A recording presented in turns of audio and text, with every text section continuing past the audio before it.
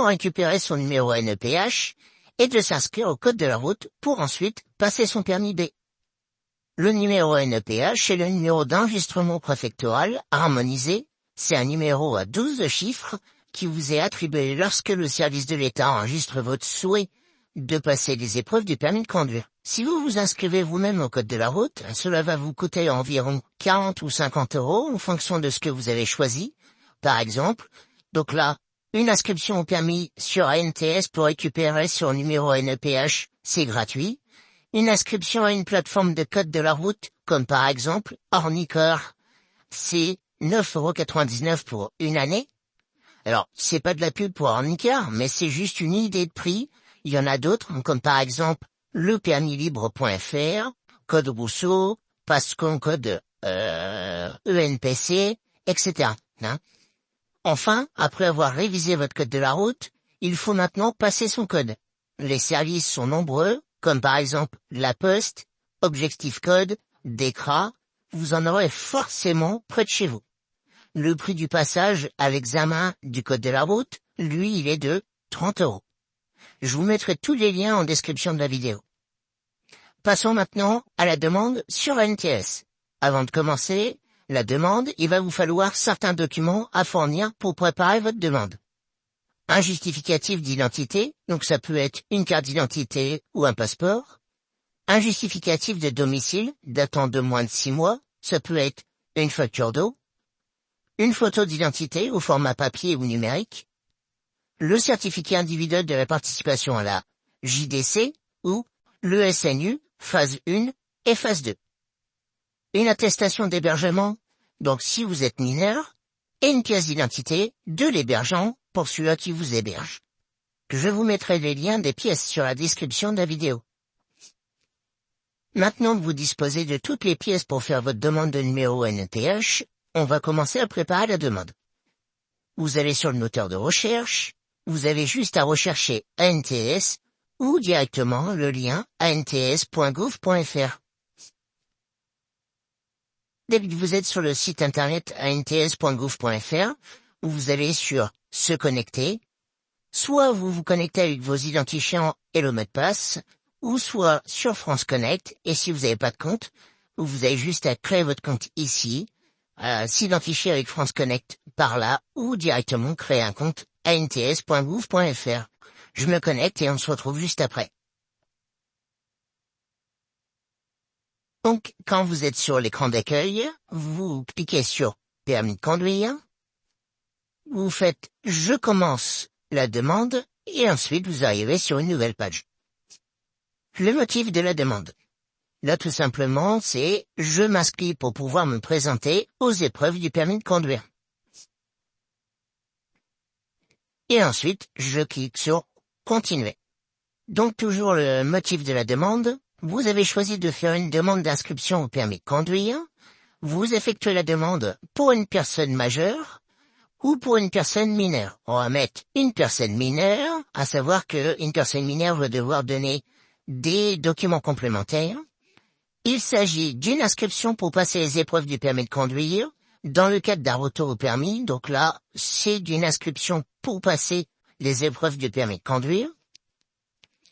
La catégorie de permis demandé, alors là, logiquement, c'est permis B, c'est l'objet de notre demande aujourd'hui. Dans tous les cas, ce serait pas le permis C, parce qu'il faut obligatoirement, pour passer le permis groupe lourd, le permis B. D'accord. Après, vous pourriez très bien avoir passé le permis A, d'accord. Donc là, motif de la demande, permis B. Une visite médicale est-elle nécessaire? Donc la réponse est non, ce sera surtout pour les groupes lourds, ou pour...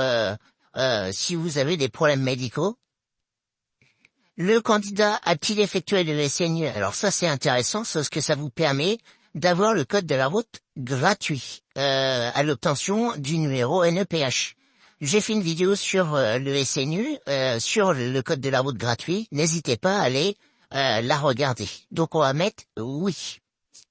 Le candidat a-t-il fait sa phase de cohésion et dispose-t-il du certificat?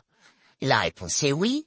Pour avoir le code de la route gratuit, il faut automatiquement avoir la phase numéro 1 et la phase numéro 2 effectuées. Donc là, on va mettre oui, pardon. Ici, on va mettre une date. Ensuite, le candidat a-t-il fini sa mission d'intérêt général et dispose-t-il du certificat? La réponse est oui. On va mettre une date. Ensuite, une formation initiale minimum obligatoire, la FIMO. Ça, c'est non. C'est juste pour le groupe lourd. Donc, vous, non. Ça sera non. Inscription au permis nécessitant le passage d'un examen pratique. Donc, s'agit-il d'un premier permis de conduire? La réponse est oui à partir du moment où vous n'avez pas passé le permis AM. Si vous êtes titulaire de la catégorie AM, donc scooter de 50 cm3 par exemple, vous devrez toujours ajouter une nouvelle catégorie de permis. Si vous n'êtes pas titulaire du permis AM, vous cochez ici. Le candidat a-t-il choisi de suivre une formation donc traditionnelle? Oui, d'accord. Le candidat déclare comprendre, va lire couramment le français. La réponse est oui. Devoir conduire un véhicule aménagé. Alors tout dépend de votre handicap ou non. Si vous avez un handicap et que vous devez avoir un véhicule aménagé, vous allez devoir cocher oui. Si vous n'avez pas de handicap, vous cochez non. Être en instance d'examen dans le même ou dans un autre département? Non. Logiquement, c'est votre premier permis et c'est votre première demande. Être en instance d'examen pour le même ou une autre catégorie? La réponse est non, toujours pareil. Le candidat est porteur de lunettes? Oui ou non. Atteint sa connaissance d'une affection ou d'un handicap susceptible d'être incompatible avec l'obtention ou le maintien du permis de conduire? La réponse est non. Titulaire d'une pension d'invalidité civile ou militaire? La réponse est non. Et vous passez à l'étape suivante. À partir du moment que vous avez cliqué sur l'étape suivante, il va y avoir une petite fenêtre qui va s'ouvrir.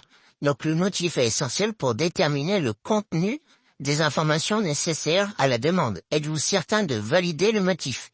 C'est-à-dire que si vous cliquez sur valider, vous ne pourrez pas revenir en arrière. Donc n'hésitez pas à vous relire pour être sûr, et ensuite vous cliquez sur valider. L'état civil. Donc ici, vous allez devoir entrer des documents administratifs. Donc nom de famille de naissance, donc là votre nom de famille, le sexe, donc si vous êtes une femme ou un homme, le premier prénom, donc votre premier prénom de naissance. Il est possible que vous ayez aussi un deuxième prénom, voire un troisième prénom. Donc n'hésitez pas à le marquer ici. Ensuite, votre date de naissance et le pays de naissance. Alors, vous allez pouvoir indiquer les pays que vous souhaitez. Là, en l'occurrence, la France. Ensuite, le département. Donc, moi, par exemple, je suis né dans le 17.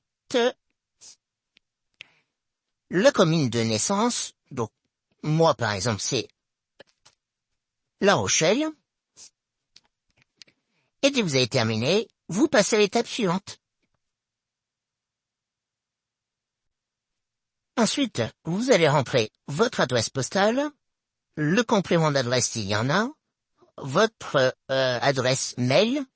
Moi, par exemple, c'est contact@proformaroute.fr, votre numéro de téléphone portable, et ensuite, vous passez à l'étape suivante.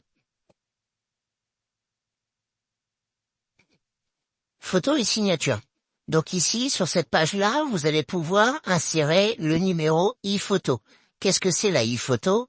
C'est comme un photorama que vous allez passer dans un magasin ou chez un photographe.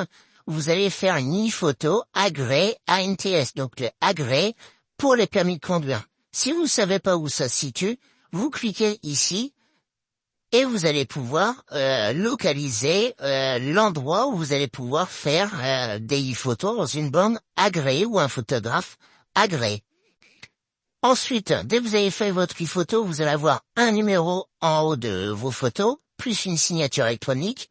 Ce numéro-là, vous allez retranscrire ici. Attention à tous les chiffres. Et ensuite, vous allez pouvoir passer à l'étape suivante. Les documents à fournir. Donc ici, il va falloir fournir le certificat de passage de la mission d'intérêt général du SNU. Donc c'est la phase numéro 2 du SNU. Donc, phase numéro 2 du SNU. Et vous le mettez ici. Ensuite, le certificat de passage de la phase de cohésion du SNU. Donc ça sera la phase numéro 1 du SNU. Donc phase numéro 1 du SNU. Ici, le justificatif de domicile. Donc si vous êtes mineur, automatiquement, ça sera un justificatif du domicile de vos parents. Donc vous mettez le justificatif du domicile de vos parents. Ensuite, une pièce d'identité. Donc ça, c'est votre pièce d'identité. Donc, j'ai pas la pièce d'identité. Si, elle est là. Pièce d'identité recto ou verso. D'accord? Soit en photo ou soit en version PDF. Donc ici, le justificatif de domicile, si c'est celui de vos parents, il va falloir des documents complémentaires. Donc ça sera une attestation d'hébergement. Donc, vous mettez attestation d'hébergement, vous cliquez sur le petit plus. Ensuite, une pièce d'identité. Donc, une pièce d'identité de la personne. Donc, une pièce d'identité. Où est-ce que ça va être? Permis de conduire. Pièce d'identité de l'hébergement. Et vous cliquez sur le petit plus. Donc, vous descendez tout bas. Donc, attestation d'hébergement de la personne qui vous héberge. Si vous voulez y ajouter des commentaires ou le nom, prénom de la personne, vous pouvez le mettre ici si vous voulez. Sinon, de toute façon, dans tous les cas, il va falloir cette attestation d'hébergement. Ensuite, la pièce d'identité de l'hébergeant. Donc, ici, pareil, vous pouvez mettre le nom et le prénom de la personne. Et automatiquement, il va falloir le document, donc PCI, de l'hébergement. Recto, verso. Ok? Et ensuite, dès que vous avez terminé tout ça, vous relisez pour voir si vous avez rien oublié. Et vous allez à l'étape suivante.